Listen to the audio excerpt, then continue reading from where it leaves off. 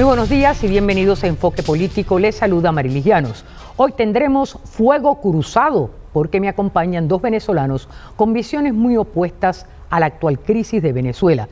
Me acompaña Leocenis García, periodista y empresario venezolano que ha llegado a Estados Unidos después de 12 años con prohibición de salida del país y favorece un gobierno de unidad entre la oposición y el chavismo disidente.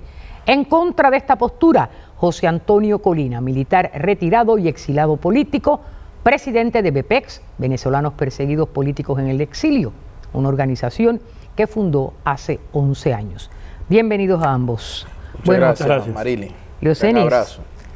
Después de 12 años por prohibición del país, Sí. ¿Cómo te han dejado salir?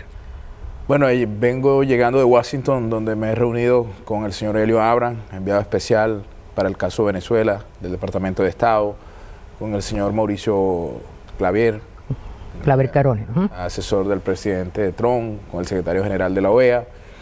Y he salido después de 12 años de Venezuela creyendo que estamos muy cerca de un cambio y que tenemos que unir voluntades para resolver la crisis. Yo mantengo una prohibición de salida del país, yo voy a regresar. O sea, esa prohibición se mantiene. Sí. ¿Tú has violado entonces la prohibición? Yo he violado la prohibición. Técnicamente no, porque yo envié hace 3 semanas una carta pública al presidente del Tribunal Supremo de Justicia de Venezuela, donde le recordaba que las medidas de coerción personal solamente pueden durar 2 años. La mía lleva 12 años por motivaciones políticas. Así que quien está violando la Constitución no soy yo, sino los magistrados del Tribunal Supremo de Justicia, de manera que yo volveré al país y bueno, y veremos qué hará el gobierno.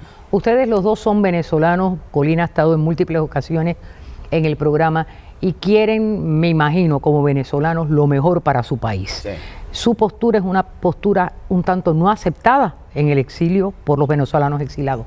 ¿Por qué, Colina? La postura de él es una postura en la que participe un chavismo disidente, una oposición, y llegar a un acuerdo y buscar la manera de tener unas elecciones libres. Bueno, mira, para nosotros eso es inaceptable, es una postura que nosotros ni siquiera la vemos cerca, sobre todo cuando hemos dicho en múltiples oportunidades, tenemos casi 16 años diciendo que el chavismo es sinónimo de destrucción, es sinónimo de violación a los derechos humanos, es sinónimo de corrupción. Una gran cantidad de esos elementos son los responsables, yo diría que la mayoría, hablando de los que han estado al frente de ese régimen, son los responsables de la crisis que está viviendo el país, y pensar que pudiéramos ir a un gobierno de transición con estos elementos en el poder, para mí es inaceptable. Inclusive, aquellos que mantienen una postura de que hay que suavizar las sanciones porque eso afecta al pueblo, para nosotros es inaceptable. Tenemos 16 años pidiendo sanciones, pidiendo que se le ponga una espada de Damocles a estos delincuentes que se encuentran en el poder, y yo creo que pensar en eso pues no va acorde con lo que piensa el venezolano de a pie, tanto dentro como fuera del país. Ahora, no ha pasado nada en Venezuela que beneficie al venezolano después de todas las gestiones de Guaidó. Entonces, estás escuchando con una persona que lleva aquí años en el exilio y tiene gente que le sigue y que le apoya sus ideas, no están de acuerdo con lo que ustedes plantean. ¿Cómo ustedes lograrían llegar a un acuerdo? O sea, ¿esto tiene manera de subsanarse? Mira, yo quiero decirte, porque tengo que decirlo, yo tengo un gran respeto por Colina desde el punto de vista personal y no voy a ocultarlo en este programa. Sé que es un gran luchador por los derechos humanos. Estando yo preso, ha levantado muchísimas veces la voz por mí. Y entiendo su postura, no la comparto, pero entiendo su postura y entiendo la postura del exilio venezolano. ¿Por qué? Porque tú has visto un país que era la promesa de ser la Suiza de América Latina, convertida en una Zimbabue. Las violaciones de derechos humanos en Venezuela son increíbles. Entonces, no es sencillo plantear una ruta práctica y pragmática. ¿Por qué digo práctica y pragmática? Cuando la dictadura del general Pinochet empezó en una crisis, empezó a caer en una crisis ya.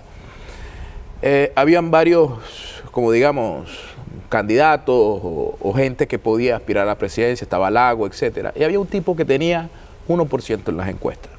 Ese hombre se llamaba Patricio Auli, que venía promoviendo una salida de consenso con los militares, y de alguna manera va a sonar feo esto que voy a decir, pero fue el propio presidente Pinochet quien pidió a Auli, de alguna manera, que la única forma de ir a unas elecciones libres era con Auli.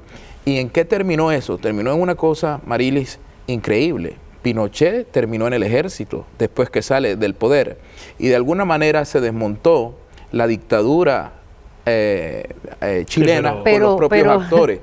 Pero tú ves esto viable en Venezuela. O sea, nosotros tenemos ya una trayectoria de lo que ha hecho el chavismo. La gente habla mucho de la transición chilena. Y bueno, yo te voy a hablar de otra que se parece más al chavismo, que es una mezcla de una dictadura con una pequeña banda criminal que maneja el poder. Te voy a poner el ejemplo. 1937 invaden Alemania, la dividen en dos. Los nazis por un lado y el 13 de septiembre los soviéticos. Se crea un gobierno interino. Ese gobierno interino es apoyado no solamente por Estados Unidos y todas las potencias, sino incluyendo el Vaticano. Cualquier parecido con la realidad, pura coincidencia. Se nombraron embajadores, etcétera. Pero el gobierno interino no lo logró sacar del poder. Perdona, yo te entiendo. Me perdona. Sí, bueno, pero el gobierno interino no logró sacar del poder a la dictadura polaca. ¿Y tú sabes qué pasó en el año 45? Del 37 al 45. En el año 45, los intereses geopolíticos de Rusia, Estados Unidos e Inglaterra llevaron a la dictadura, cualquier parecido con lo que está pasando, llevaron a volver a reconocer la dictadura polaca a cambio de que hicieran unas supuestas elecciones libres. ¿Qué pasó? Se convocó el famoso referéndum del triple sí, que la dictadura se lo robó. Empezó un proceso de golpe en golpe. Mira, el problema, te quisiera dejar el programa entero para esa clase de historia, pero fíjate, nosotros tenemos que ir a lo pragmático aquí. Y lo pragmático es que todas esas ideas que tú me puedas expresar referente a hechos que han ocurrido en la historia, nosotros no podemos, después de tantísimos años, aplicarlo a Venezuela con lo que está pasando en Venezuela. ¿Por qué? Porque no lo podemos aplicar, porque estamos en otra época, estamos ante otra situación.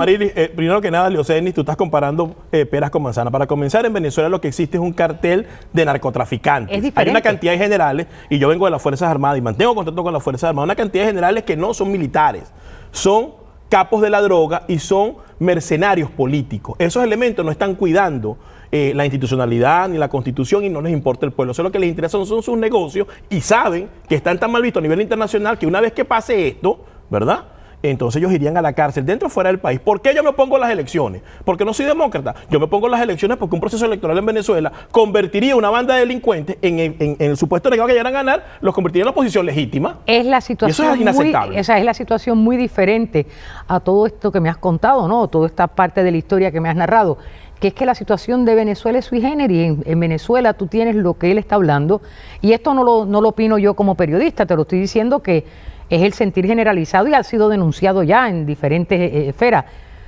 Tienes prácticamente una mafia. Cuando Guaidó inició sus gestiones y una masa de pueblo le corrió detrás, esperanzados en que algo se iba a resolver, mira lo que ha venido pasando. Entonces, bueno, entonces Malene y Colina, como no les gusta la historia de otros, no hablemos de la transición española, no hablemos de la transición polaca, no hablemos de la transición chilena, entonces vamos a hablar de Venezuela. Sí, podemos, pues mira, déjame explicarte algo, Leocenis, déjame explicarte algo. No es que no nos guste hablar de la historia. Yo tengo un programa que lo estamos conduciendo ahora que es de media hora.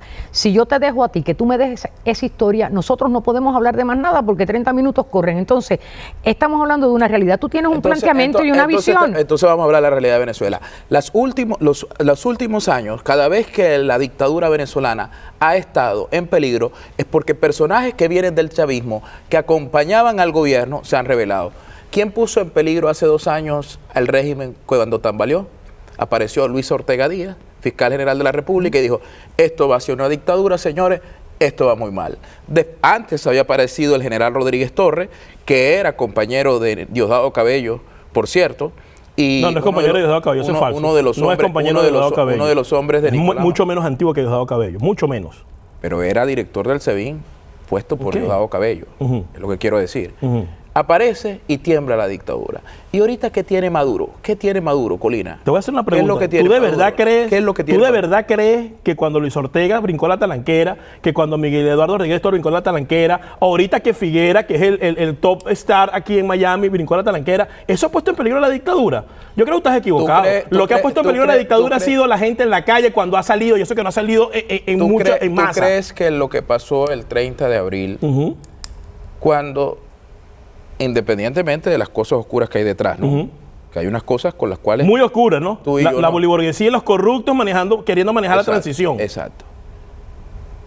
Pero el 30 de abril demostró que hay un consenso en parte del gobierno Y el único partido político importante que existe en Venezuela, que no es el PSUV ni Voluntad Popular, sino la Fuerza Armada Nacional, hay un consenso en que Maduro es el problema. Porque lo que yo vi claro fue el 30 de abril, fue que un poco de gente del ejército, de lo los que no ha hecho Guaidó como presidente, se pusieron de acuerdo para intentar sacar a Maduro del poder. Mira, tan no es así, que Figuera, que anda por ahí hablando estupideces, que todo el mundo sabe, no fue capaz de soltar todos los presos políticos. ¿Cuál consenso hay ahí? Maduro tiene el control de la Fuerza Armada. De hecho, lo que no ha hecho Guaidó como presidente interino lo está haciendo Maduro, nombrando generales, quitando generales, ascendiendo, quitando uno y poniendo a otro. ¿De qué me hablas tú? Ahí lo que ha puesto a la dictadura en 3 y 2 ha sido cuando la gente ha podido salir a la calle porque le ha tocado un liderazgo que lo ha hecho. Del resto, cuando eso se ha enfriado, no ha pasado absolutamente más nada. Entonces tú me estás hablando a mí de un gobierno de transición, ¿para qué? Para que haya impunidad en contra un poco de elementos que son culpables de la violación de los derechos humanos, que son culpables de la corrupción en Venezuela. Colina, de ese momento de transición que ustedes lo ven de 2 formas muy diferentes, hablamos tan pronto regresemos de esta pausa. Continuamos con Enfoque Político en unos segundos.